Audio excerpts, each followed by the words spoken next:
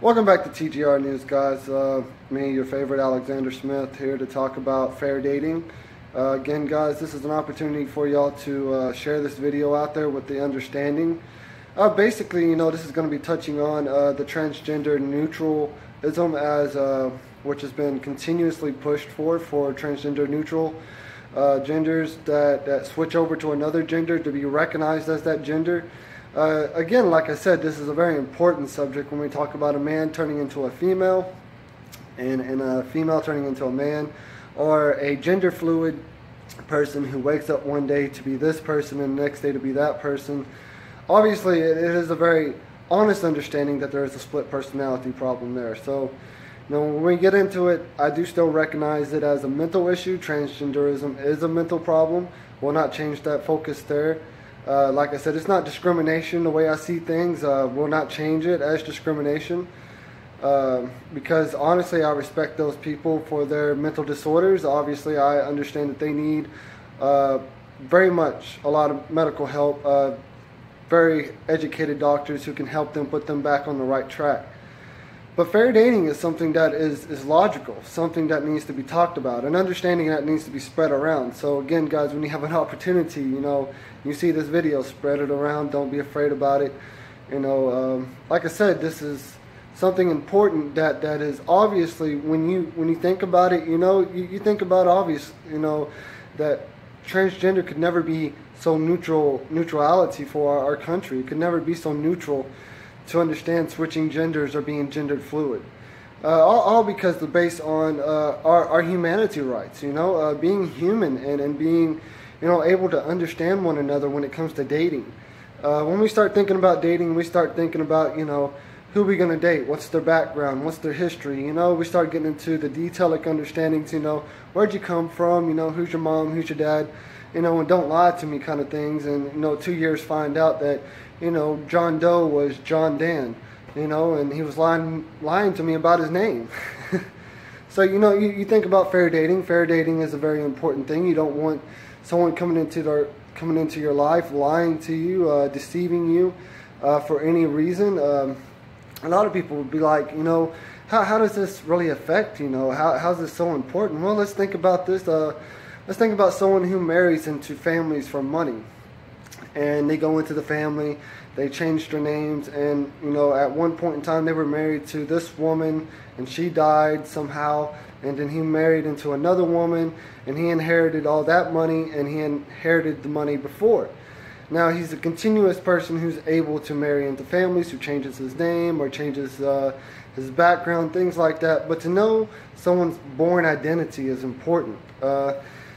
When we think about changing our names legally, it is a legal process. It really is. It is a legal opportunity for people to change their names. And that's something that is recognized also when people go under new names, under, new social security numbers and things like that. But that doesn't change the fact that we should know where they come from, or know their origins, or know their original name. If we were thinking about why the guy changed his name from John Doe to John Jane, we're trying to realize that maybe this guy maybe killed someone, or maybe he's trying to get away from people, or maybe he doesn't like his name. But if he did kill someone, this is opportunity for people to be like, well, at the moment in time when this murder happened, this guy was going by John Doe instead of John Jane. And we're facing that this guy here obviously thought he could get away with the murder by, changing his name. Or, this guy was married to this woman, and, he changed his name when he married into that woman, so she wouldn't know that he was married to this woman. And she was, really unprepared and caught off guard by this person's background and his, his history. So, we face these little details, of importance of understanding one another. I don't like using Jerry Springer as an excuse or even a description of a reason, but if you think about people in dating, someone who really tries to pull off a man from a woman, and they get into a relationship, and they turn into a man, but they don't have the parts as a man, and they lie to their partner as long as they can and try to play it off as if they were a man. which, you know, doesn't seem possible. I mean, obviously, when a man and a woman comes together, obviously the openness of the sexual relationship would expose who they really are. But in these days also, you know, real body parts are really reincarnated and remade and put onto us and able to change someone's gender completely. And just as medicine and things like that, that enables children to change into different genders. And which it seems it's possible, it can happen, but it doesn't change the factor of who the person was, you know, and who they were born as, and their history, you know, and the importance of knowing that this person here is who they are, who they say they are, more than, you know, them trying to act like they're not. I mean, obviously, again, like I said, we're facing a reality in transgender neutralism. This is something that we have to, you know, notice that they're very important even to religion. It has a factor that plays out into it, because when you're wanting to be with a woman, an actual woman, and not a knockoff woman, not someone who had a tranny change into a woman, and not someone who was taking medicine as a young kid and once was a boy. You know, this is something that for religion it's so important to understand that situation. And me talking about it right now doesn't really bother me at all. I love repeating myself sometimes. It's good to get this information out there.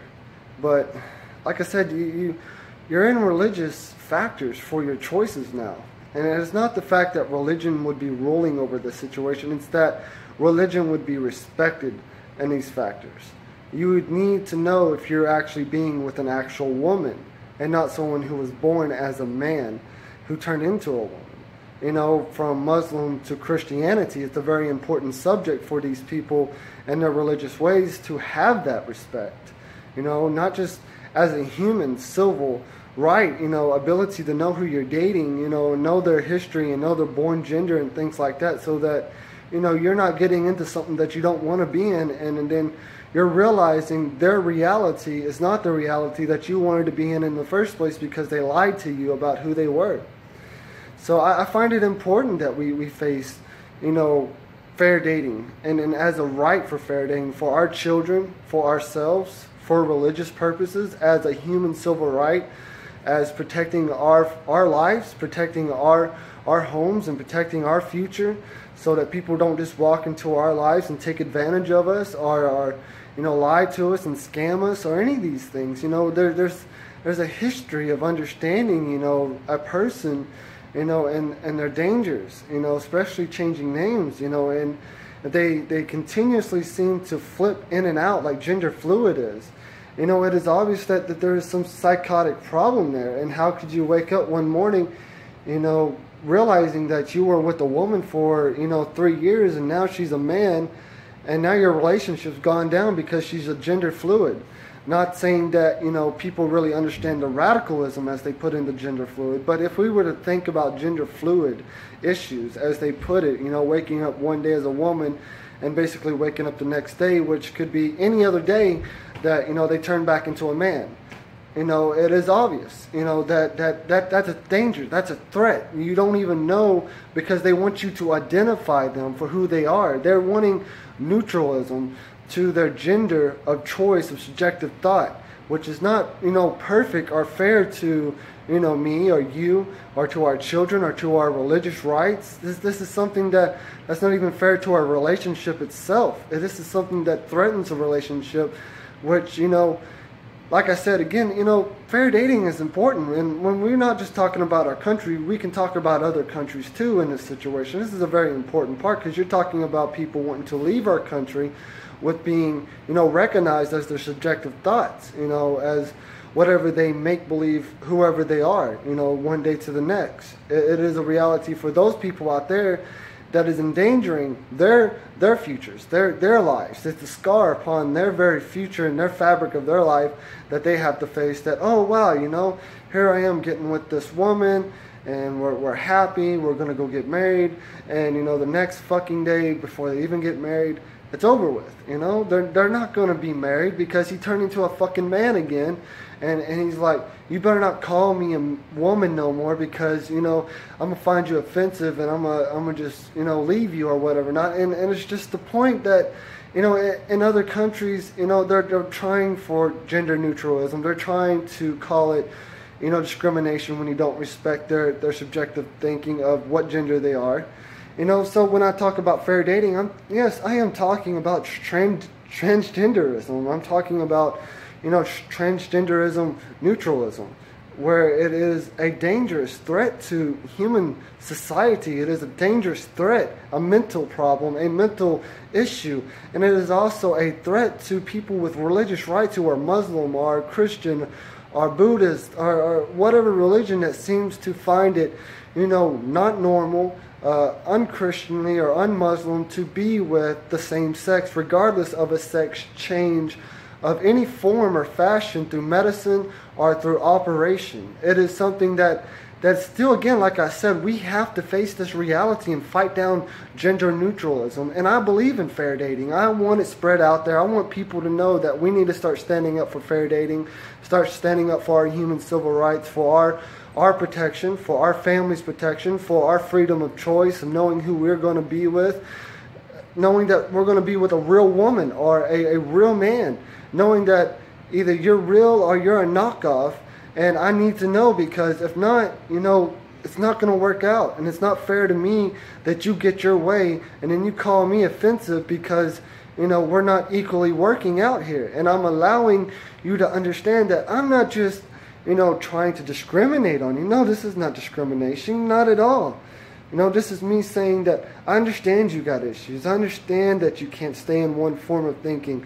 I get it, you have a split personality, you're gender fluid or you're transgender. Whatever you are, you just can't be who you was born, you know, as you was. And it's just not who you're going to be, and that's not who I want to be. I want what, you know, my freedoms. I want my rights respected just as much as you want yours. But the problem is yours is a mental cripple issue that not only cripples me, you know, in my further relationship. If I was to get with someone who's gender fluid, it would cripple my mentality, obviously. It would cripple my future. It would cripple the relationship of that future. It would be a troublesome problem to be facing.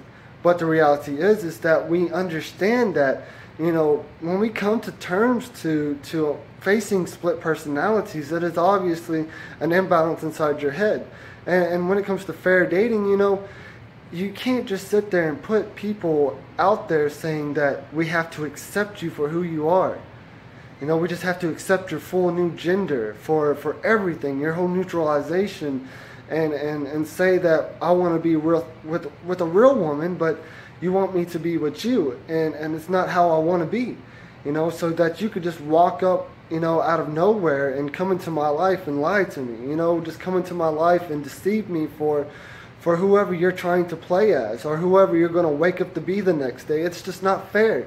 It's not fair to wake up and be that person who doesn't want to be with those type of people. It is not fair to be in that type of relationship that is mentally unstable or mentally, you know, troubling, that is very destructive towards, you know, the fabric, again, like I said, to the human civil right, you know, to know the very positioning that you put your home, your house, your family into being in that relationship with someone, and how it affects you, you know, mentally and physically. It is just troublesome to know to face that lifestyle, even in a religious purpose. This is something that is so important that I find that fighting gender neutralism is important. We must not allow gender neutralism. I mean, I agree, I've got some other subjects when I start thinking about gender neutralism. Again, like I said, I mean, I could get into the part where, you know, I don't see them, you know, needing to be in power. I don't see them needing to be holding any office of any form of politics, not even ability to become our president.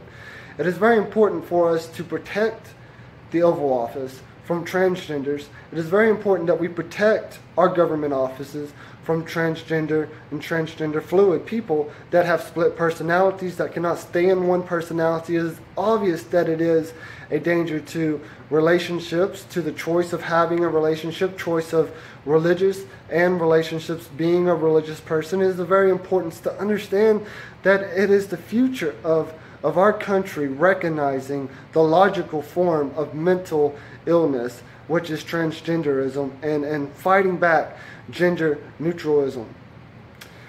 Alright guys, so I mean, I'm glad I got it out there. I am. I'm glad I've had the opportunity to sit here and talk to y'all guys. And for those who listen, like I said, guys, just share this video out there.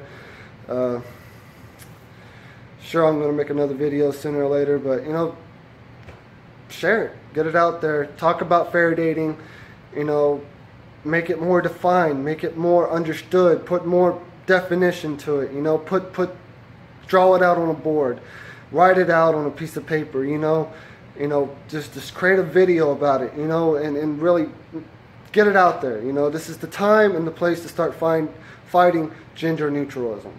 You know, it is the real opportunity for us to start realizing that before it's too late, our rights are going to be violated and our freedoms are going to be blocked, you know, and forced into situations we don't want to be into, you know. It is unfortunate to know that if we don't have the freedom of choice, you know, it takes away from everything. And this is a free country, I get it. They got a freedom to be a transgender. They've got freedom to be, you know, gender fluid. But we have freedom to choose not to be in those relationships. We have freedoms to not be a part of those issues, those mental illness problems, and have to face the reality that it brings, even if they were lying to us and trying to come into our lives. We deserve to know. Our children deserve to know. Religious people deserve to know. As an American United States citizen, you deserve to know. We deserve to know. Whether you are a real man or female, or you're a knockoff, male or female. Thank you guys for your time, and you have a good day. That's TGR News for y'all. Adios, guys.